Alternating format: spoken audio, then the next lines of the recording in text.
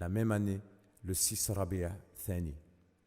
Sayyidina Ahmed Tijani radiallahu anhu quitta ses terres d'origine qui étaient sous la tutelle de l'oppression des autorités de l'époque et de leurs lois injustes pour se diriger vers la célèbre ville de Fès, le sanctuaire de la science régi selon les préceptes de la loi divine, Sharia. Il emporta avec lui, radiallahu anhu, le précieux héritage du prophète sallallahu alayhi wa sallam, la tariqa Ahmadiyya, Muhammadiyya, Ibrahimiyya, Hanifiyya. Ils arrivèrent à Fès le 6 Rabi'a Thani et Sayyidina radiallahu anhu était âgé de 63 ans. La première nuit, il fit dormir ses bêtes de somme dans la grande cour de la grandiose mosquée université de Qarawiyyin. Certains lui en firent le reproche et soulevèrent une objection. En effet, ceux-ci souilleraient ce lieu par leurs urines et leurs excréments. Cependant, Sayyidina Ahmed Tijani radiallahu anhu leur assura solennellement qu'aucune de ces bêtes ne le ferait. Cela semblait à leurs yeux impossible, mais le lendemain, ils furent surpris de constater qu'effectivement, aucune bête n'avait souillé la cour, ce qui relevait du prodige. Sayyidina radiallahu anhu fut accueilli dans la maison des parents de son fidèle compagnon Sidi Hajj Ali Harazim radiallahu anhu. Rapidement, l'ampleur de son savoir particulier, la profondeur de ses enseignements et la manifestation de ses prodiges authentiques vont conquérir de plus en plus de cœurs. Son assise, qu'il assurait parfois dans la mosquée d'Iwan et parfois à la Qarawiyyin, était très recherchée. Cet homme simple, à l'aspect marqué par la rudesse du désert, intrigua les habitants de Fès et leurs savants à l'allure délicate et élégante. Très vite, l'image laissa place au contenu et les savants de Fès ne purent que s'incliner devant l'étendue de son savoir particulier et la perspicacité de sa réflexion. Dans les trois dimensions de la religion, à savoir l'islam, l'iman et l'ihsan, il excellait par sa maîtrise, sa compréhension et son application. C'est par ce biais que ceux qui le croisaient et qui eurent l'occasion d'examiner ses propos et ses actes tombèrent d'admiration devant ce qu'ils considéraient comme la manifestation et la réalisation vivante de l'enseignement prophétique.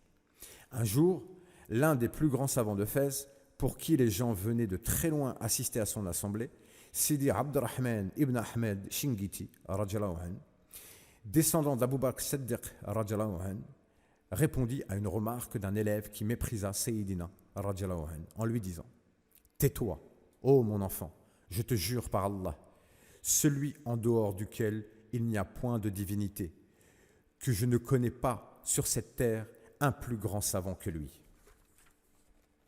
Malgré tout, devant sa popularité grandissante, certains éprouvèrent de la jalousie à son égard.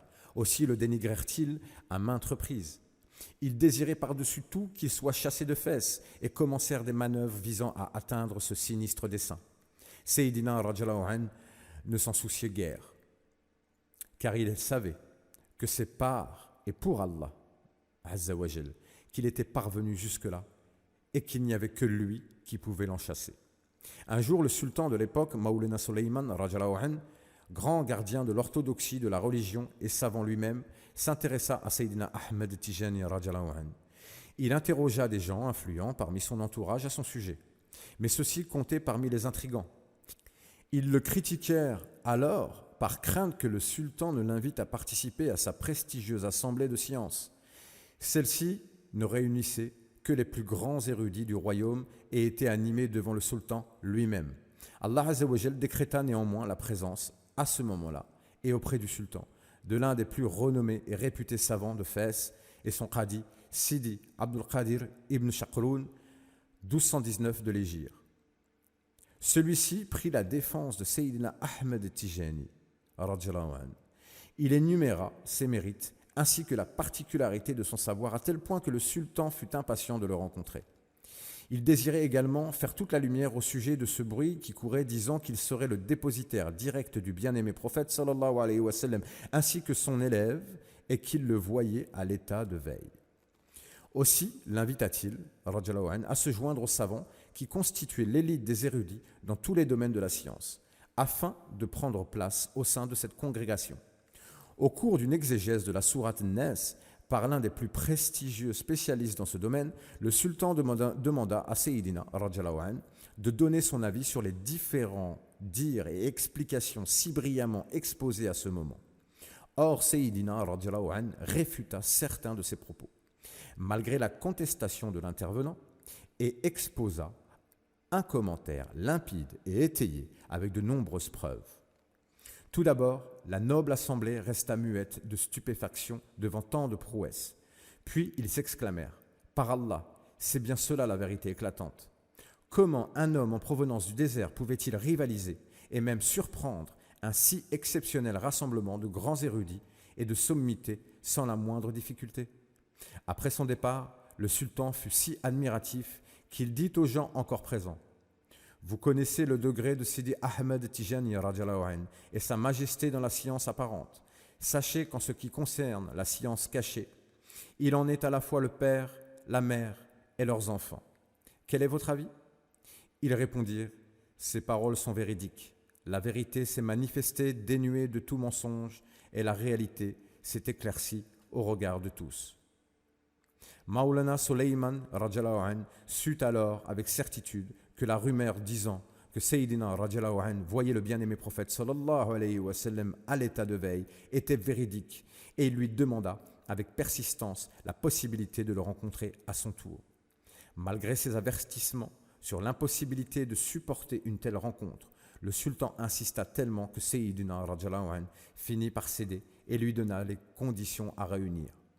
Le jour de la rencontre, il resta à ses côtés pour l'assister, conformément à sa demande, mais Maulana Sulayman radiallahu anhu ne put supporter l'intensité des lumières précédant la manifestation du bien-aimé prophète sallallahu alayhi wa sallam, et il s'évanouit devant tant d'éclat. En se réveillant, il n'éprouva que plus de respect et d'amour envers Sayyidina Ahmed Tijani radiallahu anhu et lui demanda l'autorisation afin de s'affilier à cette tariqa que lui avait confié le bien-aimé prophète sallallahu alayhi wa sallam. Le sultan désirait ardemment que Sayyidina radiallahu anhu s'installe à Fès. Il lui offrit une belle demeure appelée Dar Mreya, la demeure des miroirs, comptant parmi ses biens personnels. Sayyidina Ahmed Tijani radiallahu anhu eut quelques scrupules et déclina dans un premier temps l'offre du sultan. Il craignait en effet que cette demeure ne fasse partie du patrimoine commun de la couronne.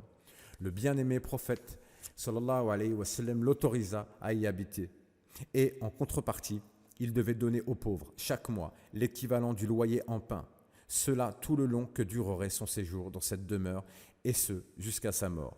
C'est donc ce qu'il fit, radiallahu anhu. Autrefois, cette demeure appartenait au Paul Moulay Tayyib ibn Mohammed, enterré à Wazan, radiallahu anhu. Le sultan Moulay Sulayman radiallahu anhu l'avait racheté à ses héritiers avec une fortune personnelle et provenant de son héritage. Il la rénova par la suite et l'offrit à un noble parmi les gens de Fès. Les juristes de l'époque furent témoins de cette transaction, opérée sur son patrimoine personnel, et c'était notamment ses propres deniers qu'il préférait utiliser, radiallahu anhu. Lors de l'épidémie de peste qui s'abattit en 1213 de l'Hégire, le noble à qui elle avait été offerte décéda. Le sultan Sulayman, radiallahu anhu, d'un esprit perspicace, comprit que la valeur monétaire de la demeure serait plus profitable à ses héritiers que le bâtiment en lui-même. Il leur proposa alors de la racheter. Dès lors, elle resta vide un certain temps, jusqu'au moment où il en fit don à Sayyidina, radiallahu anhu. 2 mois après son installation à Fès, soit au début de Shawwal, Sayyidina Ahmed Tijani radiallahu anhu ordonna à Sidi Haj Ali Harazim radiallahu anhu de composer le célèbre livre Jawahirul Ma'ani. Sidi Haj Ali radiallahu anhu avait pris plusieurs notes au fur et à mesure des années et de ses assises avec Sayyidina radiallahu anhu, tout comme certains compagnons. Il avait commencé à les rassembler pour en faire un manuscrit. Cependant, au cours de cette période, Sayyidina radiallahu anhu lui ordonna de tout déchirer et de s'en débarrasser en raison de l'intensité de sa pudeur envers Allah azza wa jal. Il se conforma donc à son ordre. Puis le bien-aimé prophète sallallahu alayhi wa sallam intervint en lui ordonnant de le reconstituer et le rassura sallallahu alayhi wa sallam en ces termes: c'est mon livre et c'est moi qui l'ai rédigé. Sidi Haj Ali radiallahu anhu rassembla de nouveau les notes qui existaient encore chez certains compagnons, et cette œuvre fut terminée 1 an après, au mois de Dhul Qiyada 1214 de l'Hégire. Sayyidina radiallahu anhu le valida et certifia son contenu alors qu'il se trouvait à la mosquée d'Iwan. L'ouvrage reçut le titre de Jawahiru al-Ma'ani wa al-Bulugh al-Amani fi Fayd al-Sidi Abu al-Abbas al-Tijani, l'essence des compréhensions et l'aboutissement des espérances par l'effusion de Sidi Abu al-Abbas al-Tijani radhiyallahu anhu. Ce noble livre est un concentré de sciences subtiles et immenses traitant aussi bien du dogme, de l'exégèse, du hadith, de la jurisprudence, du soufisme, de l'éducation, ainsi que d'autres disciplines qui ne cessent d'abreuver des gens assoiffés de science. Depuis sa demeure, Sayyidina radhiyallahu anhu s'occupait de l'initiation et de l'éducation de ses disciples. Il enseignait et expliquait le Coran ainsi que la tradition du prophète sallallahu alayhi wa sallam à des élèves toujours de plus en plus nombreux dont faisait partie un nombre impressionnant de savants érudits, de aoulias parfaits et de maîtres spirituels. Beaucoup étaient de la noble descendance de notre bien-aimé prophète Mohammed sallallahu alayhi wa sallam. Dans sa maison, Sayyidina radhiyallahu anhu vivait entouré de sa famille et de plusieurs domestiques auxquels il était extrêmement attentif et envers qui il faisait preuve de clémence et de bienveillance, alors que lui-même radhiyallahu anhu portait des vêtements de qualité moyenne. Il faisait don à ses serviteurs d'habits de meilleure qualité. Il pourvoyait à leur entretien avec soin, plus encore que ne le seraient les serviteurs d'un roi. Cette sollicitude se reflétait sur eux, si bien que lorsque des concitoyens croisaient l'un d'entre eux, il en déduisait alors « c'est certainement l'un des serviteurs de Sayyidina Ahmed Tijani » radhiyallahu anhu. Pour ces mêmes raisons, jamais il n'affranchissait ni ne se séparait d'un serviteur qui avait vécu si convenablement au sein de sa maison. Il craignait en effet de leur causer du tort, et il dit à ce sujet, radhiyallahu anhu, en nous séparant de ce serviteur, il perdrait les faveurs dont il bénéficiait auprès de nous, et nous serions ainsi la cause de son malheur. Un jour, Sayyidina Ahmed Tijani, radhiyallahu anhu, en marchant dans les rues de Fès, aperçut certains serviteurs vêtus négligemment, au corps délabré et aux vêtements usés, alors que c'était une période d'hiver. Il dit alors, radhiyallahu anhu, il ne plairait pas à Allah azza wa jal que les maîtres de ses serviteurs sentent l'odeur du paradis. Lorsqu'il voulait affranchir des serviteurs, radhiyallahu anhu, il le faisait souvent et en grand nombre. Il les achetait, puis, après avoir établi des documents de vente, il rédigeait immédiatement les actes d'affranchissement sans que ceux-ci soient entrés au sein de sa demeure. Ensuite, il octroyait à chaque affranchi une certaine somme d'argent afin de lui permettre d'entamer une nouvelle vie. Il lui arriva un jour d'affranchir et de cette manière successivement 25 personnes. Une autre fois, également dans une même journée, il acquit 17 serviteurs qu'il affranchit immédiatement. Un jour, un homme parmi ce groupe d'affranchis interrogea « Où est celui qui m'a acheté puis libéré ?» On informa Sayyidina Ahmed Tijani radhiyallahu anhu qui dit « Emmenez-le-moi ». Lorsqu'il se présenta devant lui, radhiyallahu anhu, ce nouvel affranchi lui demanda « Est-ce bien toi qui m'as libéré ?» Il lui répondit par l'affirmative. Après quoi cette personne lui déclara « Alors sache que c'est moi qui m'offre à ton service. » Sayyidina radhiyallahu anhu accepta sa requête. Par sa compagnie et son service sincère envers lui, il obtint de grandes faveurs spirituelles avec notamment la possibilité de voir souvent le bien-aimé prophète sallallahu alayhi wa sallam. Celui-ci, lorsqu'il apparaissait devant lui, disait sallallahu alayhi wa sallam, « Sache que je suis Mohammed ibn Abdullah, le messager d'Allah sallallahu alayhi wa sallam. » Ce serviteur n'était autre que le célèbre Sidi Boujema'a radhiyallahu anhu, qui, tout comme l'ensemble des serviteurs de Sayyidina radhiyallahu anhu, avait pris la tariqa de ses mains et obtenu l'ouverture des portes de la sainteté. Il y avait également parmi les serviteurs de Sayyidina radhiyallahu anhu, Sidi Bilal, Sidi Mus'ud, Sidi Baraka, Sidi Mahdi, Sidi Salim Saghir, Sidi Abdullah. Sayyidina Ahmed Tijani radhiyallahu anhu était si soucieux de leur bien-être qu'il maria chacun d'entre eux à l'une de ses servantes de la maison, et ce souci s'étendait aussi aux animaux domestiques, car il ne laissait jamais un mâle ou une femelle sans lui fournir un partenaire. Il mettait d'ailleurs en garde ses disciples à ce sujet en leur disant radhiyallahu anhu, celui qui a une servante et qui ne veut pas d'elle, mais qui ne la laisse pas non plus épouser quelqu'un d'autre, alors il n'a qu'à poser ce chapelet, plus rien ne le lie à nous. Sayyidina Ahmed Tijani radhiyallahu anhu, qu'Allah sanctifie son plus secret, était doux et clément devant leurs erreurs. veillant à réparer leurs torts avec justice le cas échéant. Une fois, l'un de ses jeunes serviteurs a frappé une personne et lui a cassé une dent. L'affaire fut portée devant le juge qui leur dit « Sidi Ahmed Tijani est plus en droit que moi pour rendre une sentence sur cet événement. Aussi, je vous exhorte à aller le voir. » L'officier les emmena tous deux et ils entrèrent dans la maison de Sayyidina, qu'Allah sanctifie son pieux secret.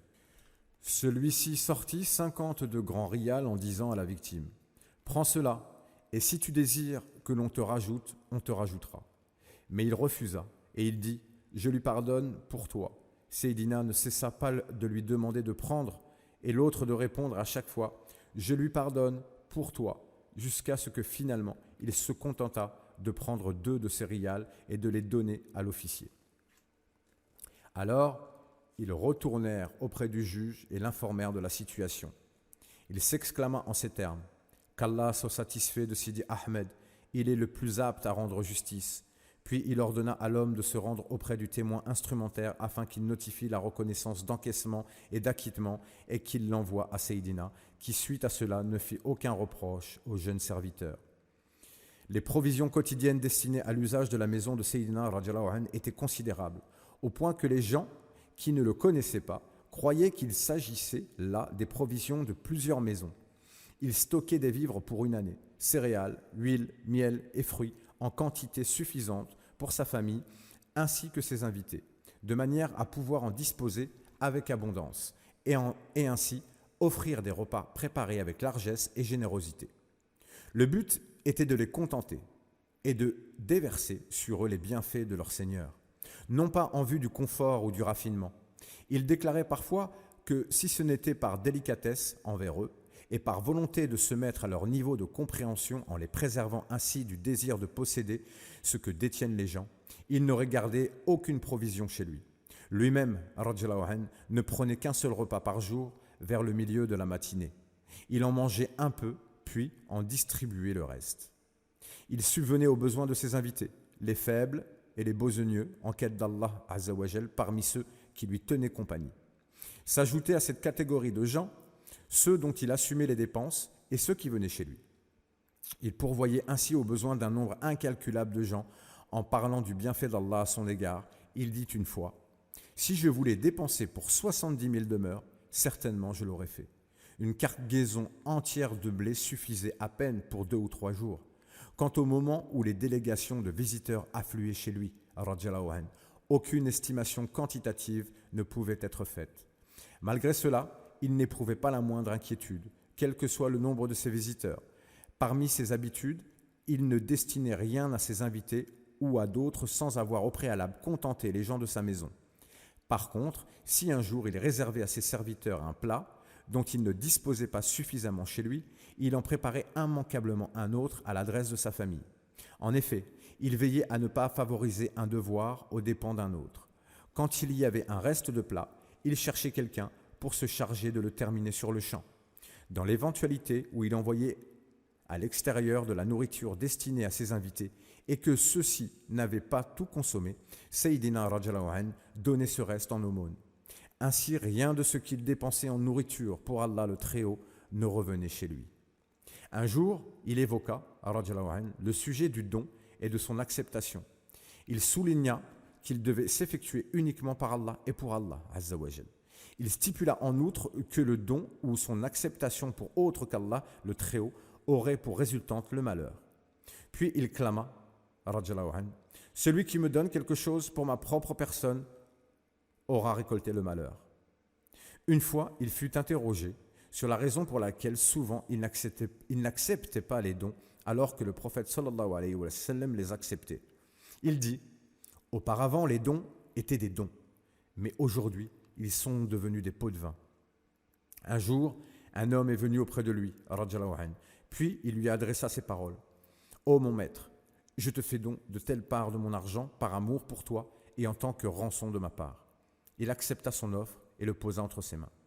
Puis, ce dernier lui chuchota à l'oreille en disant « Ô mon maître, je te demande de me faire ceci et cela. » Sayyidina radhiyallahu anhu lui dit alors « Reprends ton bien. » Et il ne l'accepta pas de lui.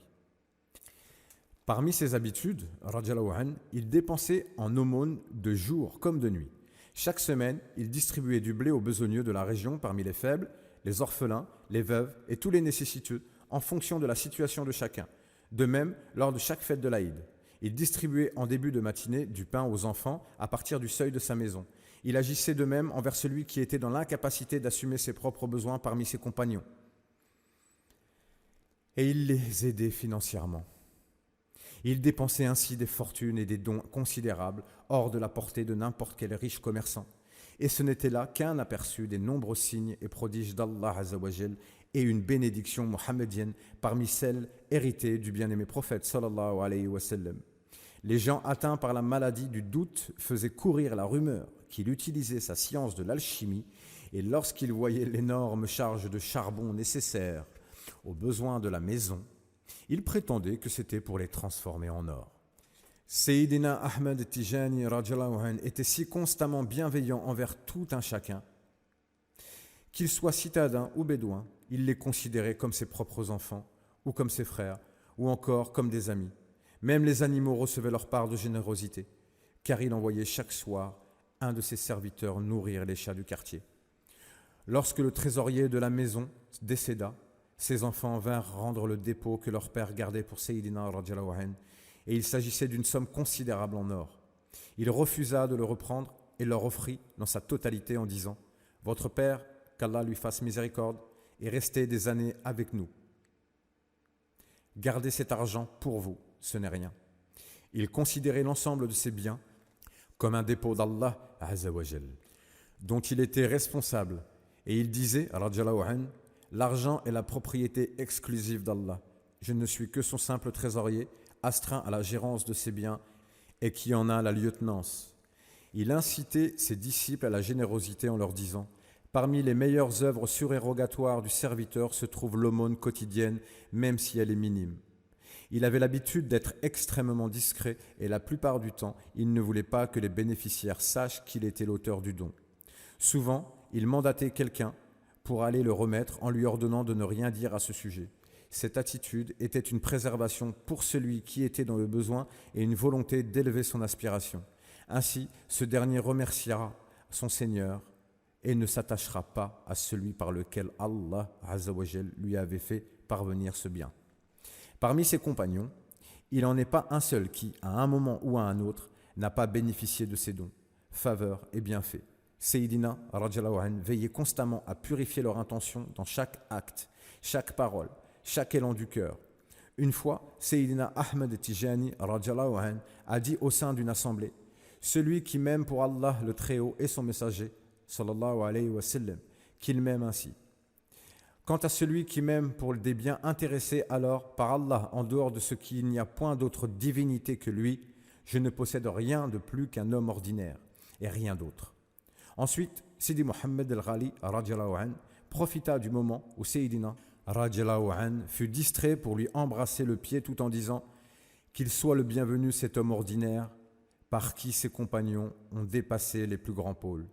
Il lui répondit « C'est vrai, mais qu'est-ce que c'est pour Allah le Très-Haut » Sayyidina Ahmed Tijani radhiyallahu anhu prenait la sunna pour juge, pour lui ainsi que pour sa famille. Il fit en sorte qu'elle soit la référence dans chacun de ses actes et états.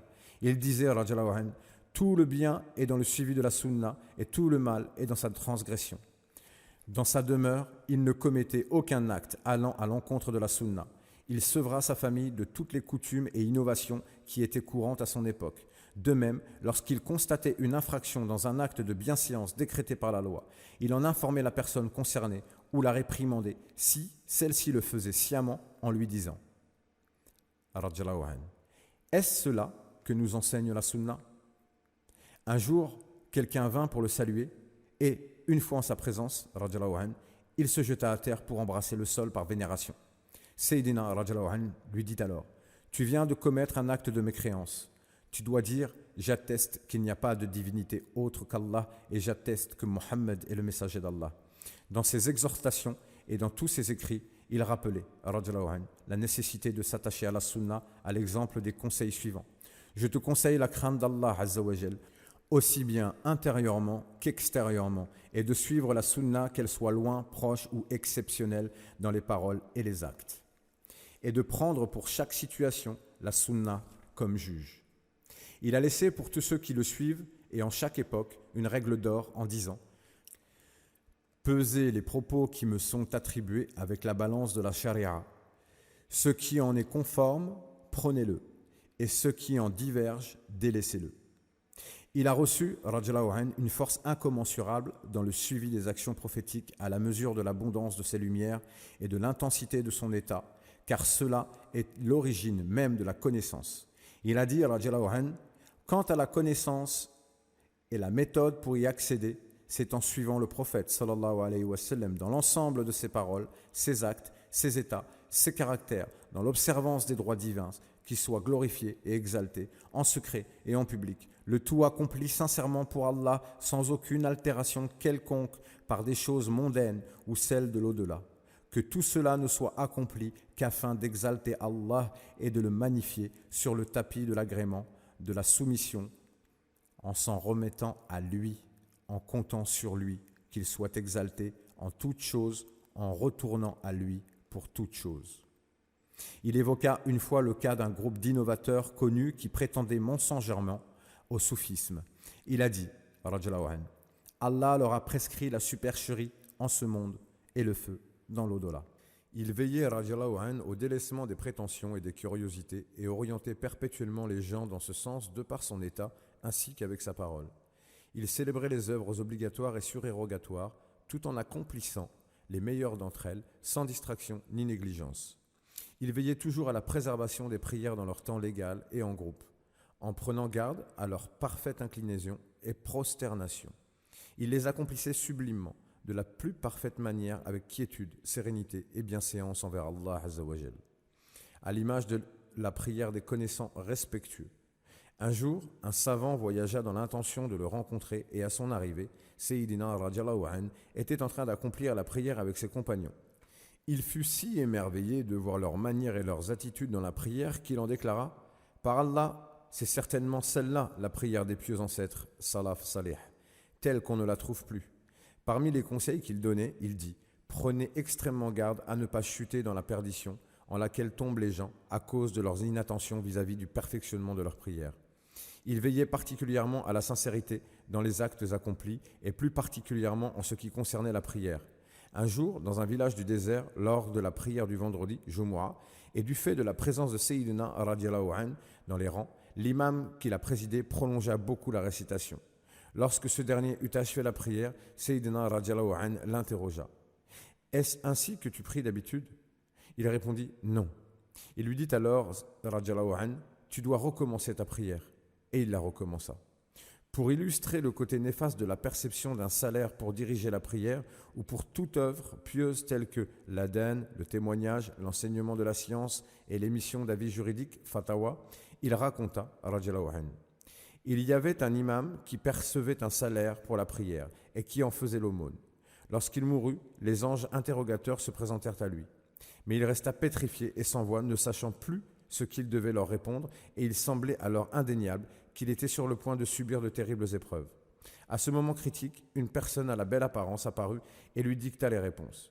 Puis, quand les deux anges s'en allèrent, il l'interrogea. « Par Allah, qui es-tu » Il lui répondit « Je suis tes œuvres pieuses. » Il lui dit alors « Mais où étais-tu passé » Il lui répondit « C'est parce que tu prenais un salaire pour ta fonction d'imam. » Il lui dit « Je jure par Allah que pas une seule fois au cours de ma vie, je ne l'ai utilisé pour moi, mais j'en faisais l'aumône. » Il lui avoua alors « Sache que si tu les avais utilisés, tu ne m'aurais jamais vu. » Sayyidina Ahmed Tijani radiyallahu anhu avait déclaré une fois « Même si on me proposait tout ce qui me convient, certainement je n'aurais pas accompli une seule prière pour un salaire. » Celui qui connaissait l'état de Sayyidina radiyallahu anhu craignait de se mettre à ses côtés dans le rang des prieurs de peur de le déranger. Il incitait souvent les gens à célébrer les prières en leur temps et en groupe, tout comme il les encourageait à veiller la nuit pour des adorations, particulièrement sa dernière partie. À ce sujet, il les exhortait avec insistance et les poussait à mettre en pratique ce conseil en leur disant, radiyallahu anhu, c'est le moment de la descente des miséricordes et c'est à cette période-là que se présentent les occasions du salut. Celui qu'Allah Azza wa Jal a réveillé durant ce laps de temps, certainement il est invité à sa miséricorde. Sayyidina Ahmed Tijani radiyallahu anhu était d'un cœur délicat. Il faisait preuve de clémence envers chaque musulman et il souriait à tous ceux qui le rencontraient. Chacun pensait être le plus proche de lui en raison de son enthousiasme à son égard, ses bonnes paroles et ses attentions, si bien que le malheureux qui le rencontrait oubliait sa tristesse qui se dissipait par le simple contact avec lui. Il incitait à la sincérité des sentiments d'amour et de fraternité, mettant en garde contre la seule prétention de la langue.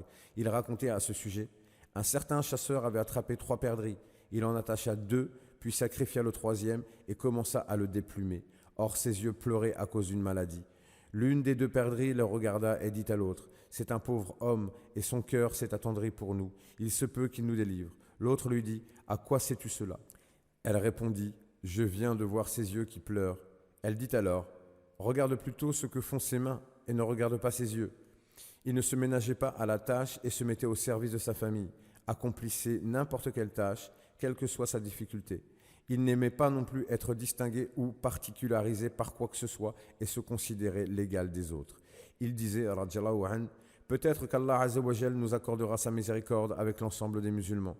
Une fois, quelqu'un lui a dit, à titre d'éloge: tu vois le prophète, sallallahu alayhi wa sallam, à l'état de veille, et tu as dit ceci et cela. Il répondit, radiyallahu anhu, cela est effectivement vrai. Pourtant, nous ne cessons d'aspirer à être musulmans et par Allah Azza wa Jal, nous n'avons pas encore goûté réellement à l'islam. Un célèbre poète de Tlemcen lui écrivait également une lettre contenant un poème élogieux à son égard. Il s'empressa de lui répondre en ces termes, radiyallahu anhu: sache, ô Sidi, que je suis loin de ces éloges dont tu m'as honoré. Par Allah, en dehors de qui il n'y a d'autre divinité que lui, nous ne possédons rien de tout cela. Je me considère même comme noyé dans les océans de la désobéissance et de l'ignorance. Seulement, Allah le Très-Haut m'a saisi par sa grâce et sa miséricorde, sinon il n'y aurait pas de perte plus évidente que la nôtre. Quant à toi, qu'Allah te récompense pour ta bonne pensée envers nous. Il reconnaissait le droit des gens sur lui et disait à ce sujet, radiyallahu anhu, nous n'avons jamais pu donner entièrement le droit qui leur revient à ceux que nous connaissons et nous n'y arriverons jamais. Il disait aussi, radiyallahu anhu, le véritable croyant voit les droits de la création sur lui et ne voit aucun droit en sa faveur sur les autres.